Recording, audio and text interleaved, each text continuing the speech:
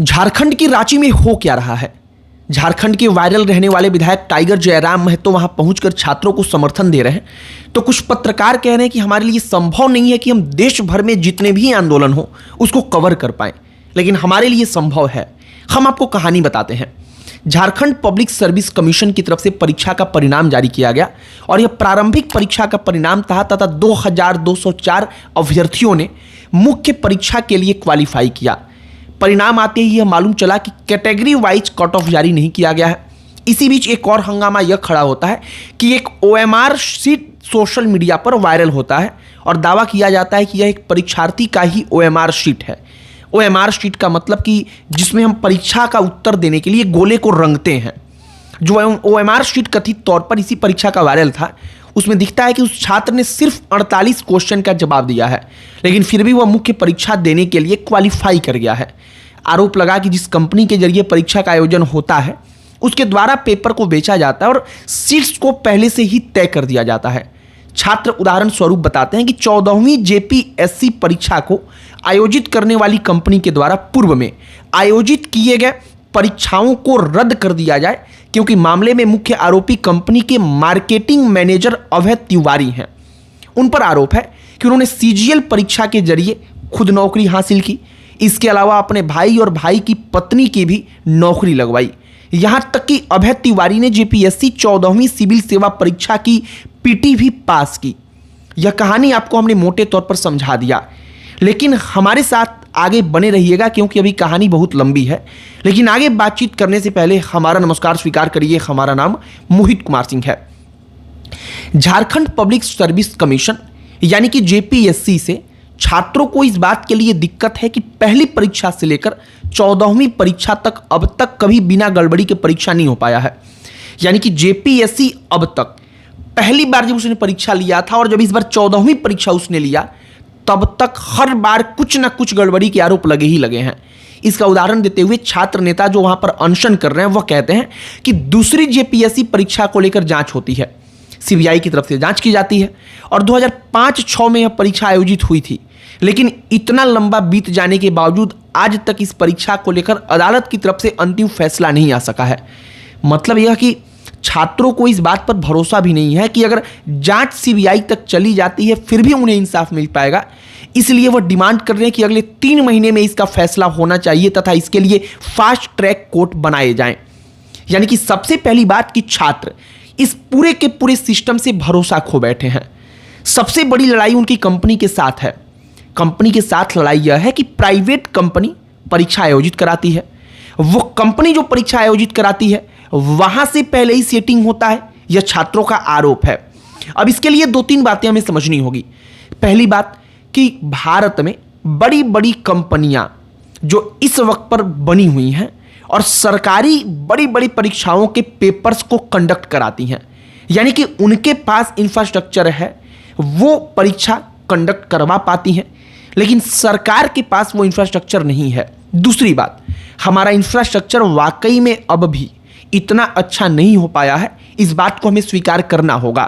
और तीसरी बात यह है कि अगर कंपनी से ही सब कुछ कराना था, यानी एक प्राइवेट लिमिटेड कंपनी बनाओ, प्राइवेट लिमिटेड कंपनी ही ट्रेन चलाए, प्राइवेट लिमिटेड कंपनी ही जो है वो इस देश में परीक्षा कराए, प्राइवेट लिमिटेड कंपनी ही सड़क बनाए, प्राइवेट लिमिटेड कंपनी ही लोगों के लिए खाना पहुंचाए, तो फिर आखिरकार इस देश में प्राइवेट लिमिटेड कंपनी से छुटकारा पाने के लिए इतनी लंबी लड़ाई लड़ी क्यों? जो कंपनी रूल पहले चल रहा था अंग्रेजों के ज़माने में, वही कंपनी रूल था। मतलब एक कंपनी थी, वो कंपनी जिस हिसाब से चाहती थी उस हिसाब से तमाम चीज़ें चल रही थी और उन्होंने आज़ादी प्राप्त की। आज़ादी प्राप्त की कि यहाँ पर हमारे लोग बैठेंगे, वो परीक्षाओं को आयोजित करेंगे, वो तमाम सिस्टम्स को देखेंगे। लेकिन यहाँ पर क्या हुआ कि सिस्टम में बैठे लोगों ने फिर तय किया कि नहीं, ये कंपनी बना देंगे और एक प्राइवेट कंपनी जो होगी वो सरकारी परीक्षाओं को आयोजित कराएगी, सरकारी परीक्षाओं को लेगी, सरकारी परीक्षाओं के लिए इंफ्रास्ट्रक्चर उसका होगा, हम उसको पैसा देंगे और कहेंगे कि ये लो पेपर और जाकर करा दो। अब यहाँ पर सबसे बड़ा लूप होल ये है कि प्राइवेट कंपनी में काम करने वाले कर्मचारियों पर कितना भरोसा किया जा सकता है, और यही आरोप उन छात्रों का है। झारखंड में पिछले कुछ दिनों से लगातार प्रदर्शन हो रहा है, रांची में प्रदर्शन हो रहा है। छात्र जो है वो विधानसभा और जो मुख्यमंत्री का आवास है वो घेरने की चर्चा कर रहे हैं, बातचीत कर रहे हैं, लेकिन अब भी इस मुद्दे पर उस स्तर पर चर्चा नहीं हो रही है जैसी होनी चाहिए थी। इसके कई सारे कारण हैं। दरअसल आजकल पत्रकारिता भी सिलेक्टिव है। लोग इस बात को तय करते हैं कि इस राज्य में बीजेपी की सरकार है, यहाँ पर कोई प्रदर्शन और अनशन हो रहा है तो इसे हम दिखाएंगे, इसको हम बताएंगे कि देखिए कितना अन्याय हो रहा है, छात्रों की बात नहीं मानी जा रही है। हम सिलेक्टिव तरीके से तय करते हैं कि अब यहाँ पर बीजेपी की सरकार नहीं है बल्कि विपक्षी पार्टियों की सरकार है, तो उसके बाबत हम बात नहीं करेंगे, उस प्रदर्शन को लेकर के हम ज़्यादा चर्चा नहीं करेंगे।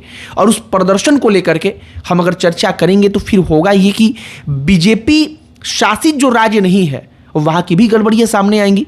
तो इसीलिए सोशल मीडिया पर एक धड़ा यह भी आरोप लगा रहा है कि झारखंड के पूरे प्रदर्शन को वेटेज नहीं मिल रहा है, झारखंड के पूरे प्रदर्शन को सही तौर पर कवरेज नहीं मिल रहा है। अब यहाँ पर एक दो बातें बड़ी महत्वपूर्ण हैं। जो झारखंड का छात्रों का प्रदर्शन हो रहा है वो छात्र प्रदर्शन सिर्फ इसलिए हो रहा है जिससे कि वहाँ पर झारखंड पब्लिक सर्विस कमीशन जो वहाँ पर गड़बड़ियाँ हो रही हैं उसके द्वारा आयोजित परीक्षाओं में उसमें सुधार आए।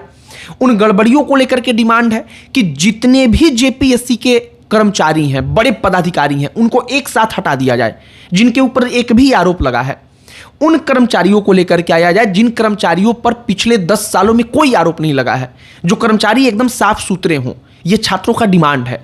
वो कह रहे हैं कि जो एकदम साफ सुथरे हैं सिर्फ उनको लेकर आया जाए और उनके भरोसे फिर से जो परीक्षा है वो परीक्षा कराया जाए, उन परीक्षाओं को कंडक्ट कराया जाए, लेकिन जिनके ऊपर आरोप है उनको इसमें शामिल ना रखा जाए। अब सिस्टम के लिए ये बड़ी दिक्कत वाली बात हो जाती है, क्योंकि सिस्टम में ऐसा कौन सा चेहरा होगा जिसके ऊपर कोई आरोप ही ना लगा हो। मतलब सच में आप सोच कर ही बताइए कि अगर 50 लोगों की ज़रूरत है तो 50 लोगों में हमें तो लगता है कि सिस्टम को बड़ी दिक्कत हो जाएगी कि 50 ऐसे कर्मचारियों को ढूंढा जाए जो ईमानदार हो, 50 ऐसे कर्मचारी को ढूंढा जाए जो बखूबी ईमानदारी से अपना काम करता हो। क्योंकि सबसे बड़ा टास्क आज के समय में यही है कि कोई व्यक्ति अपने आप को ईमानदार रख पाए। कोई व्यक्ति अपने आप को ईमानदार रख ही नहीं पा रहा है। अब एक आध दो कर्मचारियों की जरूरत हो तो इसे पूरे कर ली जाए, लेकिन टोटल कर्मचारियों को जो दोषी हैं, जिनके ऊपर दाग लगा है, उनको हटा दिया जाए, नए लाए जाए। ये तो हमें लगता है कि आयोग के लिए खुद बड़ी दिक्कत वाली बात हो गई है। और यही छात्र डिमांड कर रहे हैं और सरकार इन पूरे डिमांड्स को मानने के लिए तैयार अब तक तो नहीं हुई है। फिलहाल झारखंड के रांची में ये सब कुछ चल रहा है। शुरुआत में छात्रों का इक्का दुक्का छात्रों का प्रदर्शन था, उन्होंने विरोध करना शुरू किया। 100, 150, 200 की संख्या में छात्र आने लगे। धीरे धीरे देखते देखते वहाँ पर हुजूम उमड़ने लगा। ऐसा हुजूम उमड़ने लगा कि अब वहाँ पर कई 100 हजार की संख्या में छात्र इकट्ठा होते हैं, वहाँ पर अपना विरोध प्रदर्शन करते हैं। और अब तक कम से कम ये पूरा का पूरा विरोध प्रदर्शन एकदम शांतिपूर्वक ही चल रहा है छात्रों की तरफ से। बाकी अब आगे देखते रहिए कि इस पर क्या होता है। हमने आपको जेपीएससी की पूरी कहानी बताई है। आपकी प्रतिक्रिया इस पर क्या है कमेंट बॉक्स में लिखकर बताइएगा। बाकी इस वीडियो को यहीं पर समाप्त करते हैं। अंत में हमारा परिचय, हमारा नाम मोहित कुमार सिंह है। बहुत बहुत धन्यवाद।